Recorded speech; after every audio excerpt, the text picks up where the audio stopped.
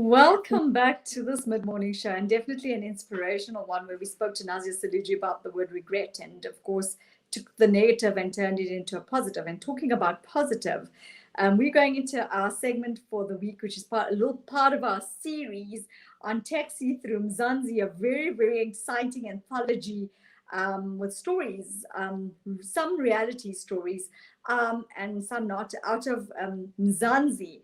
And what people have written is things that that are relatable, and things that they look at and ask themselves, what is it that people can learn through narrative? And I think that's so imperative, because a lot of the times we don't realize how important narrative really is. So I have two phenomenal gentlemen that I'm going to be chatting to this morning with regard to their contribution to the book. Now, let me just tell you a little bit about them. They're quite fascinating and phenomenal individuals.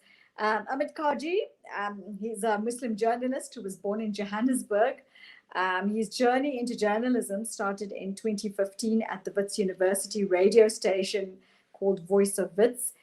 He also produced and presented weekly shows on Channel Islam International Radio between 2016 and 2017. And at present, Ahmed practices journalism at Newsroom Africa.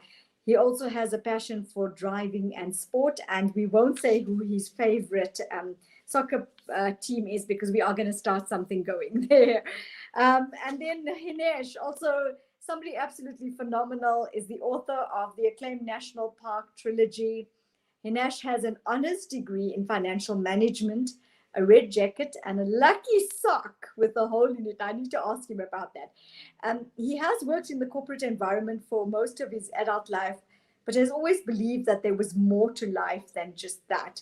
And through an introspective journey, he discovered that writing ignited the passion of his soul and inspired a continued lust for creativity, which I think is absolutely phenomenal. So a very good morning to both of you. Assalamu alaikum to you, Ahmed. Welcome, Hinesh. It's an absolute pleasure having you on my show this morning. It's wonderful being here, Nafisa. And thank you for the intro as well, Ahmed, as well. Looking forward to it. Okay, so let's start off. I mean, this is just like such an interesting thing to see that, of course, and as I was mentioning when I started off, it's so imperative to get people going through narrative. Because I think when you're sitting there and a picture's painted, it gets you thinking in many directions, and it also entices you into a better space because you learn something from that particular narrative. So let's start with you, Hinesh. Let's talk your story through about what it's meant for you and what got you involved and enticed into getting involved with this particular anthology. Yeah, thank you, Nafisa. I think writing for me, as it is an outlet for me. It creates my passion. It gives me a lust for going from day to day.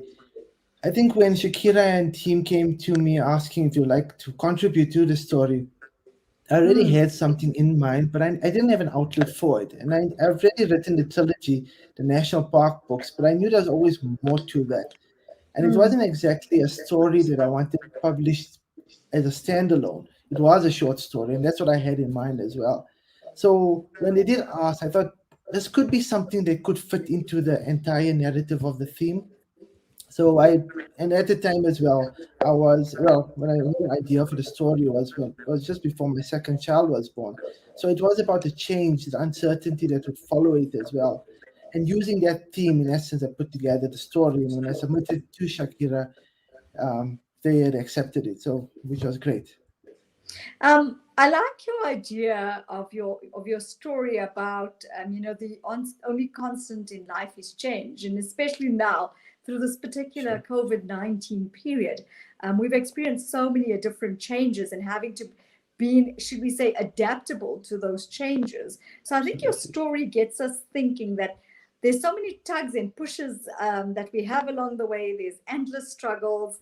I think many times as human beings, we start resisting life instead of trying to be adaptable and asking ourselves, how do we work through this and find the necessary solutions that can help us better the quality of our life and change it? And as we know, we're in that struggle at the moment as we speak. Yes. And that is a challenge. I think as I don't know if you get older, is we almost struggle further because we question more, and that creates greater resistance.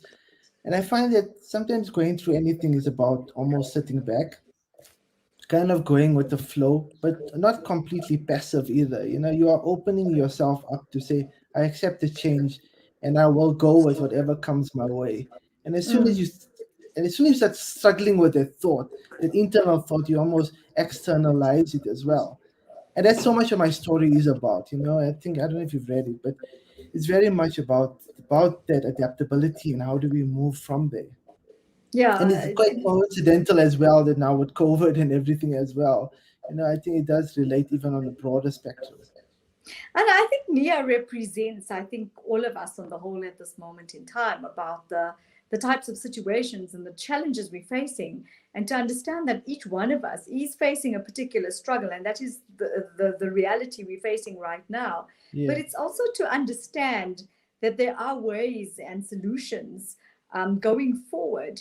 And I think Nia has that character to be able to make us understand that we're not alone. And I think in many directions, that's Mm, what happens when you read a story like this. It becomes very yeah. relatable in the sense that, Yes. um, Nia becomes you.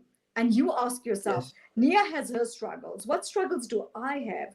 What do I learn from this narrative? And how is this Yes. narrative going to help me find the positive in myself? And I think also the major word that we're talking about is the word mindset. And I'm sure you'd agree with me. Mm, A lot of us, absolutely. and this mental health issue has become a very big thing. And it's because our mindsets have been affected, and we don't realize the type of impact it's going to have on us. And I think that's also part of what your story does teach us.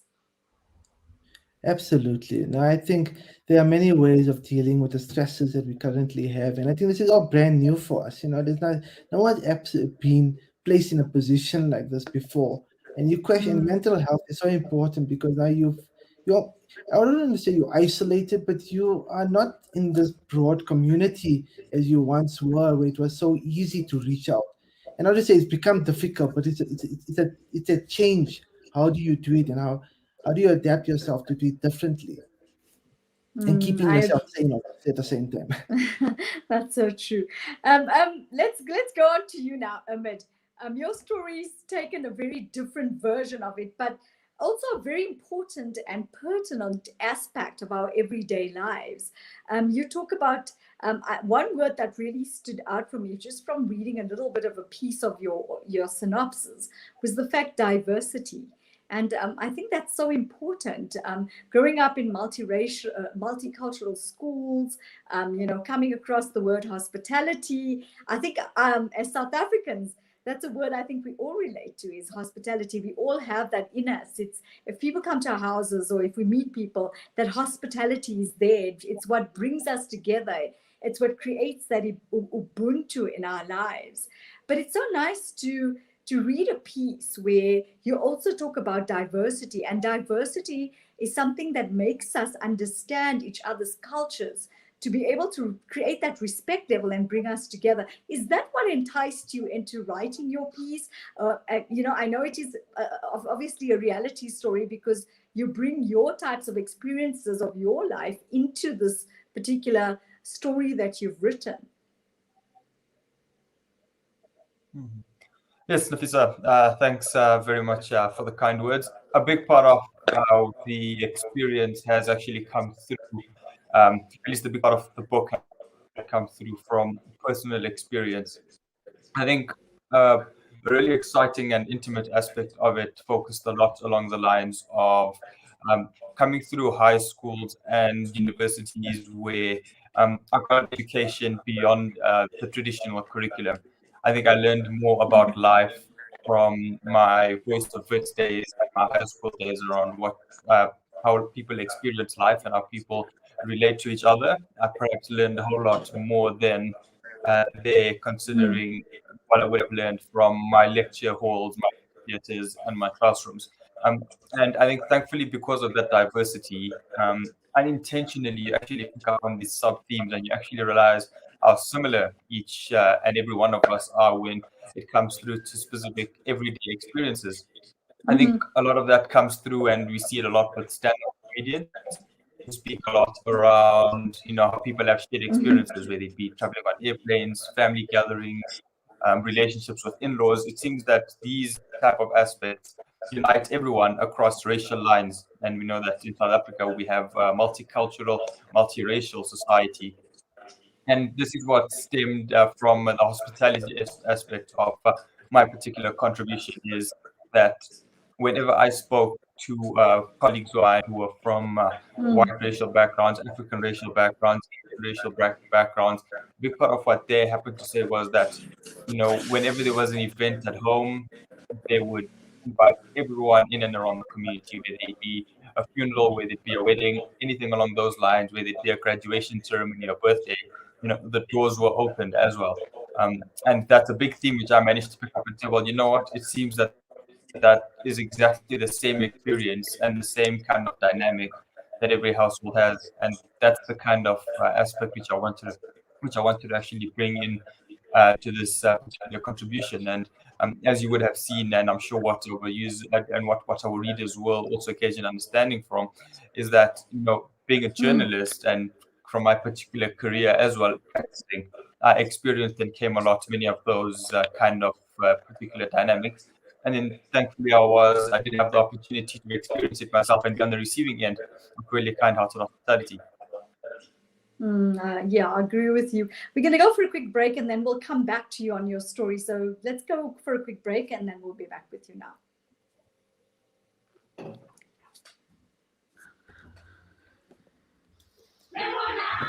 Penny Appeal's Education First campaign helps children to get access to quality education. I'm 14 years old. When I grow up, I'd like to learn. We believe every child belongs at school, And we want education, a better education. learning and dreaming their way to a better future.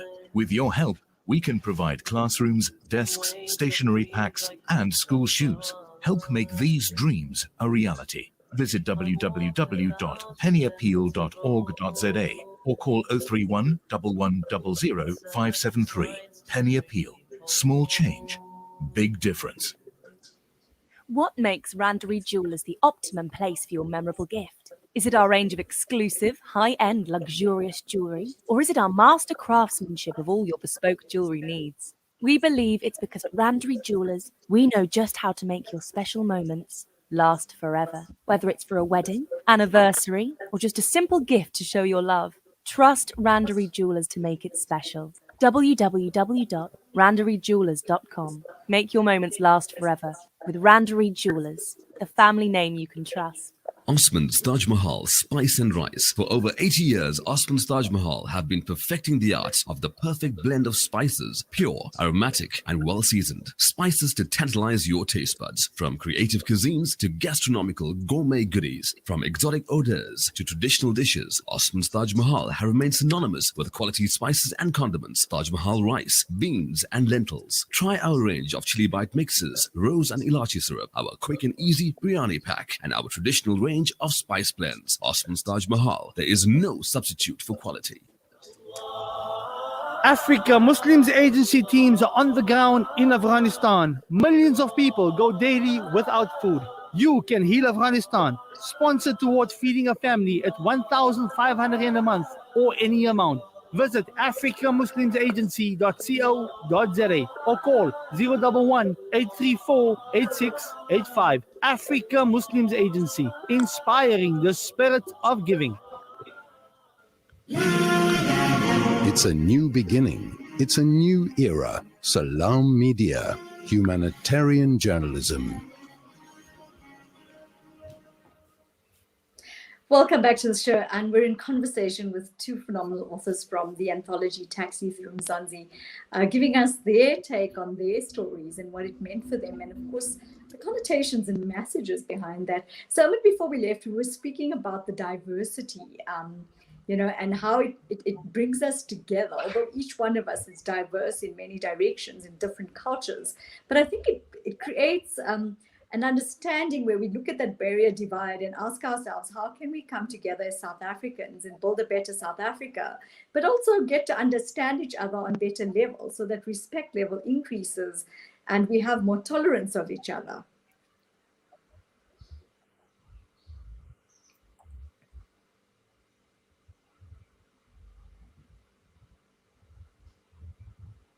Yes, Nafisa, sorry about that. There was a slight delay on my line. Yes, No so a big part of that diversity and hospitality had come through um, in, uh, in in the particular contribution which I thankfully had the opportunity to do. I think a big part of what I wanted to do and ensure that this contribution had to show was a big passion of mine, which lies in the profession that I do, in that it is journalism. And to just put some context into it so that the viewers understand where I was coming from, is that having come through various multicultural and diverse educational institutions, and then practicing it throughout my journalism career, and that you see the richest of the rich, poor of the poor, and the various socioeconomic aspects and elements of South African society. Being on the receiving end of hospitality in your hour of need is a completely different experience as well. So, just for context, I was out in 2019 covering covering Cyclone Idai out in Mozambique, and we actually had went out without a real major plan per se. In that we said, look, we'll obviously just fly down, we'll pick up our vehicle, and then we'll be able to just start our stories right there and then. But I think, as is with journalism and many other impromptu traveling trips, your plan on paper never really comes out. At least never goes to plan in the way you would have hoped. And in this particular situation, our accommodation had fallen through. There was no electricity, so we couldn't really do any EFTs. Perhaps even take out any foreign currency. The only thing we really had was, I think, a few thousand rands which we had taken, and thankfully we converted out in Mozambique. And thankfully we went through to a masjid, and after Isha, we went to Vithal, and we said, look, well, we don't really have any accommodation at the moment. All the hotels are full. Is there any chance we can spend the night? And Shukar, he actually, myself and my line manager Krista, who was with us, he said, look, okay, we'll put you up in one of the classrooms for the night. And so we ended up spending a night in one of the madrasa classes. And the funny part is, once we decided to make progress, as we normally do in the situation, it turns out that this uncle was actually my best friend's uncle, and this is the person I was his best man actually at his wedding 18 months before that. So on that particular story, you think, oh my God, it may be limited to that, but then we ended up going through with the gift of the Gibbous guys, who just opened up hotel rooms to us as well. So in situations like that, you just see that it was Muslim guys, non-Muslim guys, white guys, black guys, all of us just getting together and they just opening their doors to us in a situation and at a time when they should actually be just trying to take care of themselves and those who are desperately in need, in that, the victims of the cyclone itself. That's so true. And it just brings me back again to that word, Ubuntu. And that's what it teaches us. Because South Africans believe strongly in Ubuntu and coming together. And through COVID-19, this is what has happened. Those support structures have been created and people have been starting to learn to build each other up. Hinesh, coming back to you, talk to us about the essence of your story. For me, it was so interesting to read your story and a little synopsis, should I say. And it's not even the entire story, but it had an impact to say that, like we're saying now about COVID-19, besides teaching the Ubuntu, it's making us understand, and I'm going to say it again, and I think the correlation between the two and the parallel between your two stories, I think taught me one thing, is that support structures are important, and having to create those two support structures for and with each other is what's important, because that's what life is about. It's about building each other up a step at a time and helping each other move forward, irrespective of the type of challenges we're facing, and try and getting everybody together to understand that. And I think that's what your story portrays to me when I read that little synopsis. Yeah. So there's two important points you made there. I think one is first of all, it's about the change, and that's what the story is about. And it talks about the support structures, which is so important. And once you do read the story, you'll see the characters that she does lean on are very different from who she is, not just as a person, but even in the outlook on life. So we find that when we are going through these changes as well, we always are looking for that support, and you'll find it in your community, irrespective of who it is or where it comes from. But it is important for us to actually take that step to reach out and have that support there. So Ubuntu I is very agree with strong, as you pointed out as well. I don't think it is a community, and we are a world community as well. So I think that does come. I'm glad you picked it up from the synopsis. As I said, I absolutely love narrative, and it's nice to see that, these, especially this particular anthology, it makes people look at the different aspects of life. Sometimes through wit and fun as well. And it makes you think about the types of things you read. And I mean, reading the synopsis on both of your sides got me thinking in many directions. And I'm waiting very avidly and anxiously to get my hands on this book, to feel it and experience it properly, because just reading these little synopses that I get from Shaista every now and again gets me going on another level. So I can only imagine, I'm saying this because I want our listeners to see the value and essence of this book and what it's doing to people from different aspects of life, touching on every single thing that I think is relative to every single one of us. So Ahmed, coming back to you, what do you think is the most important message you would like our listeners to know this morning from your side?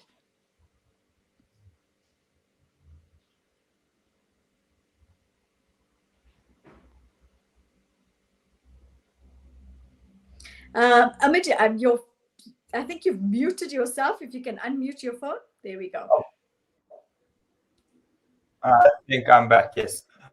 Yes. I think a big part of what I would like, people to take through from this particular anthology is just, especially in light of the unrest that we had seen in July across Gauteng and in KwaZulu-Natal, is that in difficult times, South Africans will band together and assist each other in the hour of need. In Mozambique, I had South African guys, in fact, from various other parts of the world as well, coming through and assisting me in my time of need. And I really cannot appreciate, extend my appreciation to them more. And I didn't see them until today, actually, doing various work and relief efforts across the country and across the world. We've seen that during the COVID-19 pandemic in the initial stages when relief was needed, and we saw it now in recently as well. So, to think that my experience in 2019 wasn't a one-off experience, things that South Africans just band behind each other for a once-off and one-off anecdote. It seems that this is something that's constant. We've seen it now during the unrest where various people are going through from Gauteng down to KZN, bringing out relief supplies, and through that, it just shows that people will come out to help each other in and around South Africa, and the unity to help each other really goes along the way. And I think that more or less brings down the essence of what South Africa is, helping each other through difficult times. And if that's one thing I like this book to show, is that. Most definitely, I agree with you there. I think it's the messages, although some of the stories are light-hearted, the messages are very deep. Hinesh, on your side, what is it that you think you'd like to leave our listeners with this morning?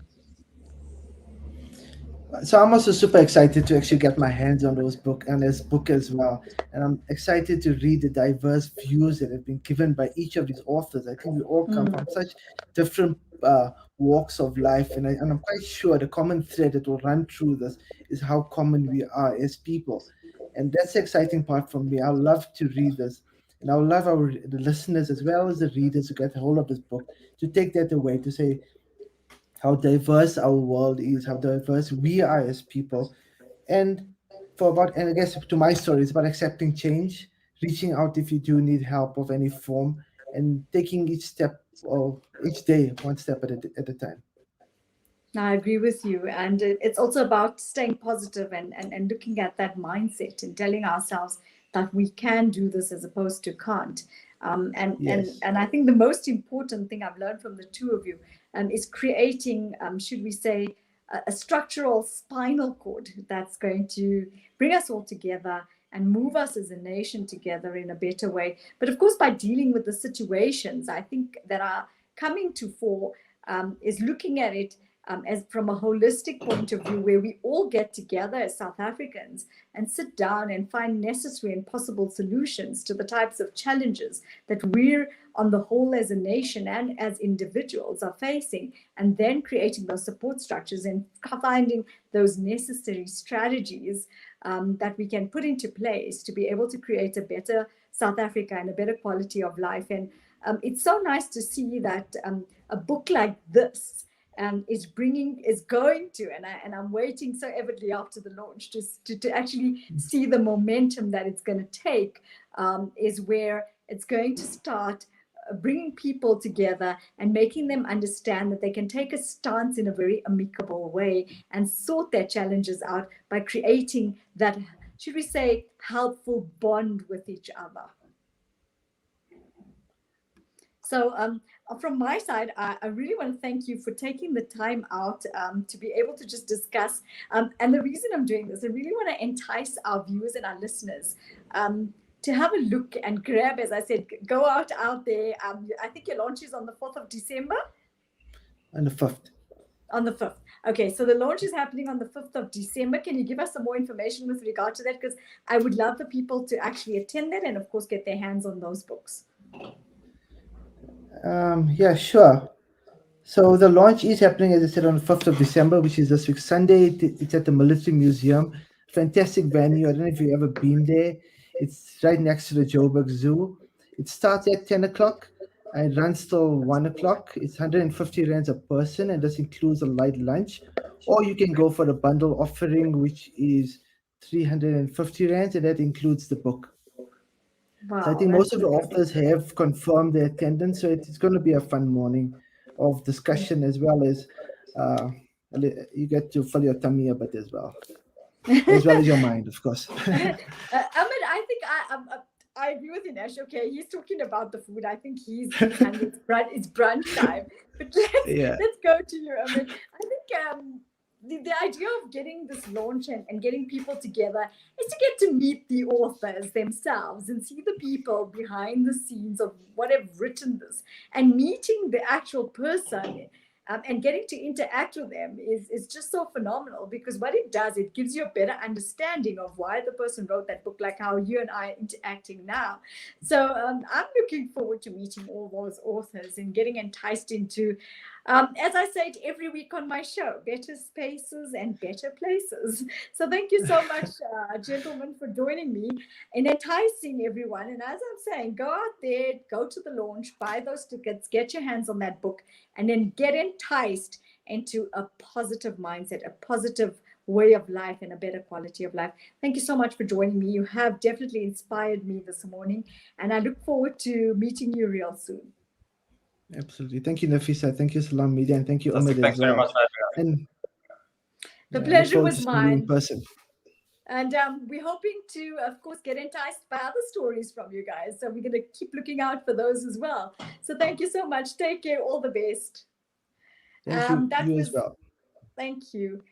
That was Ahmed Kajee and Hinesh Vithal, from two authors from the anthology Taxi Through Mzansi, giving us a whole perspective on life and touching on different aspects. And I think their aspects were very interesting. So of course, go to the launch, which is happening at the Military Museum on the 5th of December, and get to meet the authors and should we say, the essences behind everything. So we're going to go for a quick break. Stay with us. We'll be back in a sec.